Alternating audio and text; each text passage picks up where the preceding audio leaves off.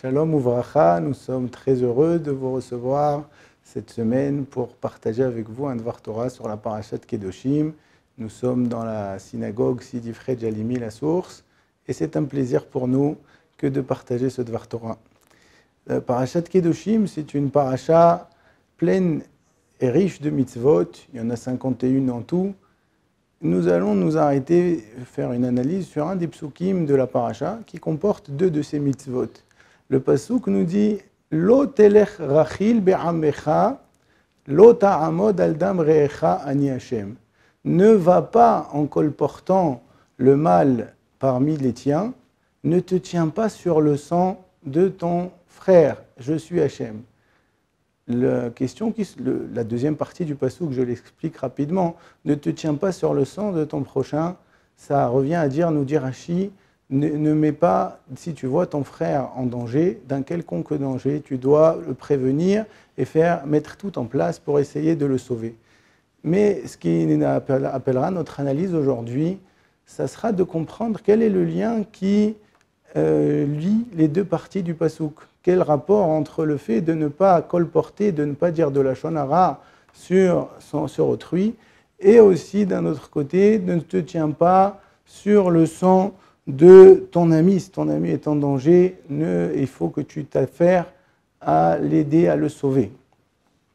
La réponse simple, mais très jolie, que nous propose le grand Mashgiach de Mir, Rabbi Yerucham, c'est effectivement de dire, quand il entendait parler des gens qui disaient la lachon hara ou qui faisaient rechilut, qui allaient colporter le mal qui avait été dit, il avait cette fameuse réaction de dire ces gens-là sont comme des cannibales.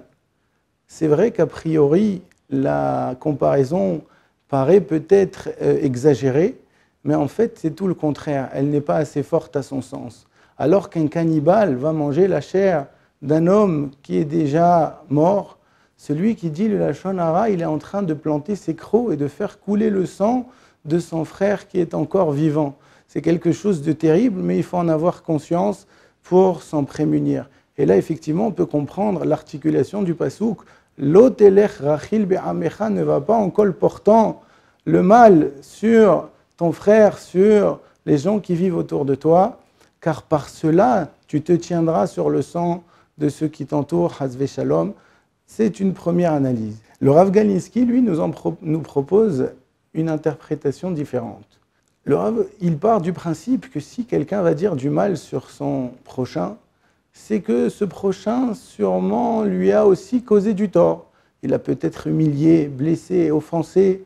Il lui a fait quelque chose qui a éveillé en lui une volonté à son tour de lui faire du mal. On ne parle pas gratuitement sur autrui. La réaction première serait de dire « il m'a fait du mal, je vais à mon tour essayer de le piquer, l'offenser, le blesser, une petite parole qui est déplacée, un petit peu dure, ça va apaiser un petit peu peut-être ma haine et ma colère envers lui. »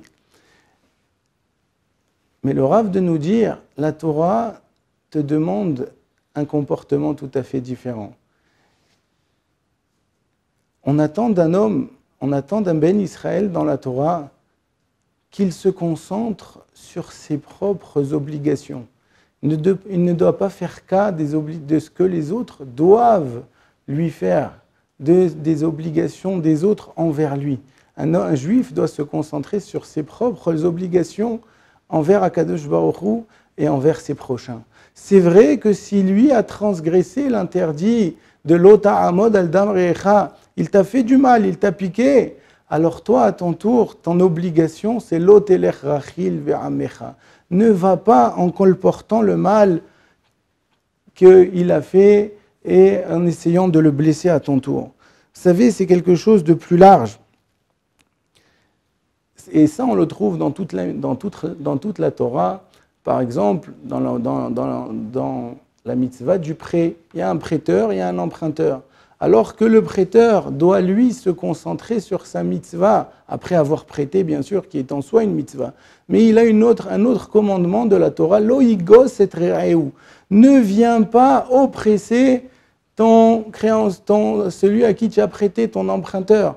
Lui, l'emprunteur, doit se concentrer sur son devoir à lui, que Priyat Ba'al Chov Mitzvah, lui, il doit rembourser en temps et en heure son créancier. Chacun doit se concentrer sur son obligation et ne pas mettre l'obligation de l'autre en avant. Mais tu dois me rendre mon argent, mais arrête de m'oppresser, je vais te rendre ton argent.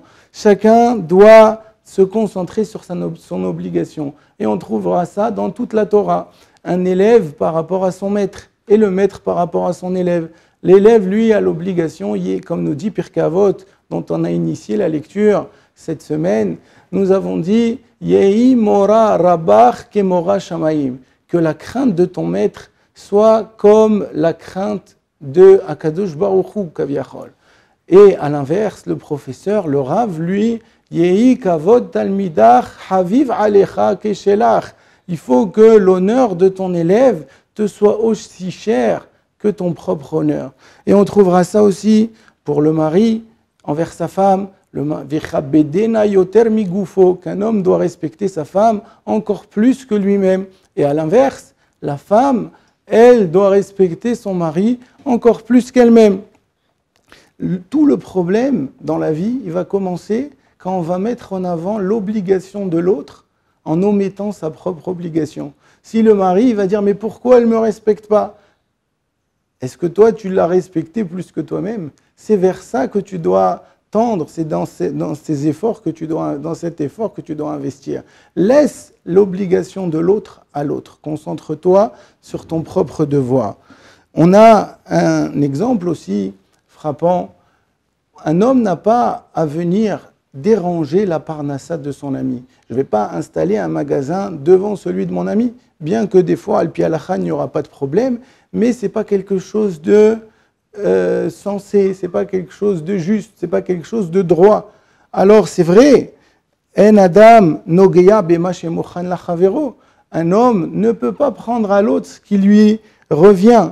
Mais d'un autre côté, je dois, et de la même manière qu'on dit dans la Gemara, Urchem chez Mezonotav, chez la dame, Ktsuvinlo, Merosh Hashana, Kach Chetzronotav, de la même manière que les rentrées d'argent, la parnassa d'un homme, elle lui a fixé à Rosh Hashana, de la même manière sa perte, elle lui est fixée. Le problème, c'est quand on inverse les curseurs. C'est comme l'histoire que nous raconte le Rav, qui avait dans un petit village qui était paisible. Il y a eu une fois un homme qui est venu s'y installer, et les semaines passant, on a commencé à remarquer que de nombreux vols se commettaient dans la ville.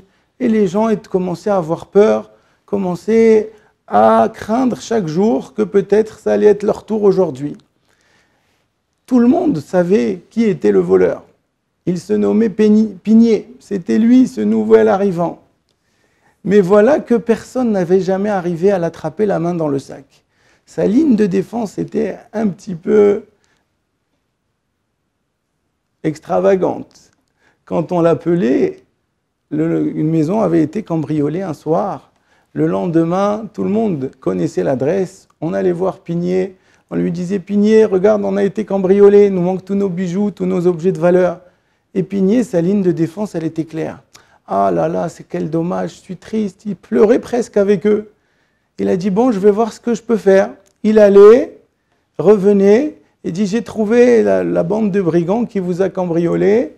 Ils sont prêts à vous rendre vos biens de valeur, moyennant telle somme. » Et les gens étaient dans l'obligation de payer cette somme pour récupérer leur objet de valeur. Et tout le monde savait que c'était Pigné. Voilà que Rosh Hashana arrive. Et Pigné, bien sûr, se trouve au Beth Knesset avec toute la communauté. Et il prie cette année avec une ferveur extrême. Le Rav, ayant vu que Pigné fait une tfila avec tellement de kavana, il se dit, bon, peut-être cette année sera la fin des vols dans notre village. On va retrouver peut-être la paisibilité d'antan. À la fin de la tfila, Pigné venant lui dire Shana Tova, et lui dit alors Pigné, ça y est, c'est fini cette année les vols. Pigné, qui garde sa ligne de défense, dit mais quand sais-je? Il faut demander à la bande de brigands, c'est pas. Le Rav le regarde avec un sourire et lui dit nous, Pigné, sérieusement, s'il te plaît. Pigné retrouve tout de suite son sérieux et lui dit Rav, si vous voulez parler sérieusement, quel mal y a-t-il? Chacun doit défendre sa parnassa, je dois aussi défendre la mienne. Il lui dit, mais Pinier, j'espère que pendant ta prière, pendant ta tfila que tu as fait avec tellement de ferveur, tu n'étais pas en train de prier à Kadosh Baruch Hu qu'il t'aide à commettre tes vols. Et Pinier de lui répondre, il lui dit, non, je ne suis pas aussi bête. Mais par contre, comme nous dit la Gemara, que de même que la parnassa d'un homme, elle lui est fixée à Rosh Hashanah, alors même ses pertes.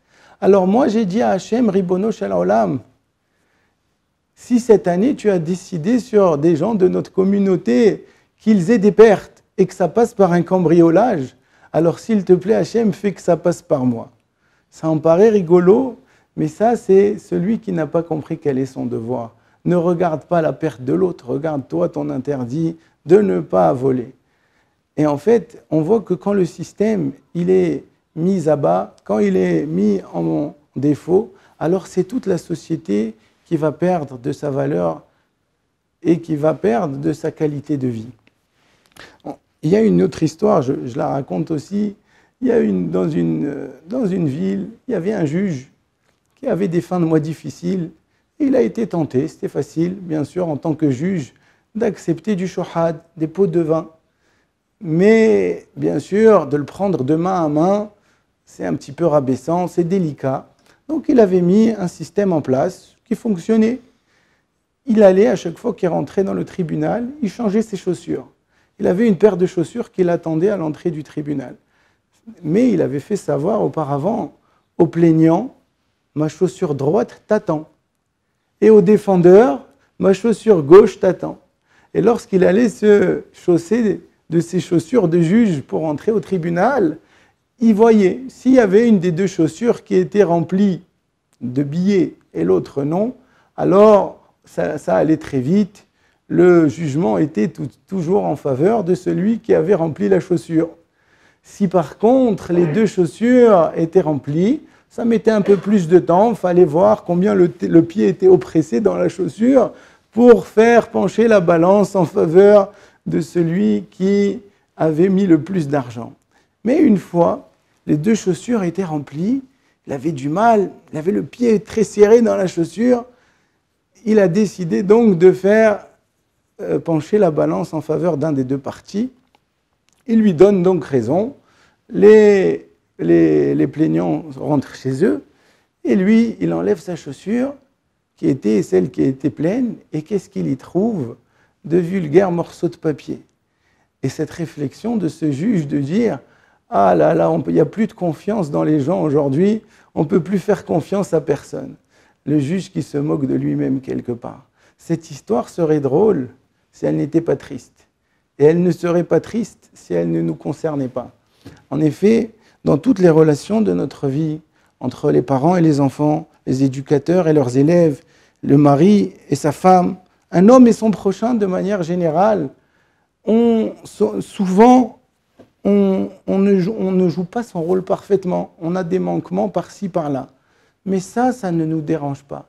Par contre, si l'autre partie, lui, il a un quelconque manquement, alors on est tout de suite décontenancé si lui, il vient à manquer à son devoir. Et c'est là l'erreur de vision que la Torah, elle essaye de nous rappeler. Non, lo telech rachil be'amecha, lo ta'amod al dam'echa. Toi, concentre-toi sur ton obligation. Même si l'autre t'a fait du mal, lo telech rachil be'amecha, toi, tu dois te concentrer sur ta propre obligation. Je finirai par, peut-être en ouvrant un horizon de réflexion. Le Rav Akiva Tatz, il nous fait remarquer que dans la Torah, on ne nous parle que des devoirs et d'obligations. Il y a 613 mitzvot, dont on en a 51 dans notre paracha. 613 obligations. Et la Torah ne met jamais en valeur les droits. La Torah ne nous donne que des devoirs. Et si on respecte chacun ses propres devoirs, de facto, les droits de chacun lui seront attribués. On voit par contre dans les sociétés qui nous entourent, peut-être même celle dans laquelle on vit aujourd'hui en France, il y a ce qu'on appelle la Constitution et la Déclaration des droits de l'homme. On se focalise sur les droits. Mais ce faisant, il y a une perte de valeur, il y a une perte d'autorité. il y a quelque part même, il y a un dérèglement de l'ordre public et social. Chacun revendique ses droits, mais à force de les revendiquer, on en oublie peut-être ses propres devoirs. Je vous invite donc, chers amis, à réfléchir chacun, à se concentrer sur ses devoirs et obligations, accepter l'autre tel qu'il est. Peut-être, c'est vrai que c'est une autre mitzvah de notre parasha, de savoir faire des remontrances dans la manière dont la Torah veut qu'on le fasse, mais surtout s'appliquer à être exigeant envers soi-même et être souple avec les autres. L'exigence, elle nous concerne chacun pour soi. On doit être exigeant pour soi-même, se concentrer sur ses propres devoirs et obligations. Et bien, Ezrat Hashem, si on est capable de faire ses devoirs alors, et ses obligations, on verra qu'on vivra tous dans une société épanouie. On verra dans nos foyers, dans nos Beit HaKnesset, dans nos synagogues, dans nos lieux de travail, dans notre vie en général, que tout ira positivement. C'est dans cet espoir que je vous souhaite, Be'ezrat Hashem, un Shabbat Shalom et qu'on soit très bientôt réunis à Yerushalayim reconstruit avec Mashiach Tzidkenu. Amen. Shabbat Shalom.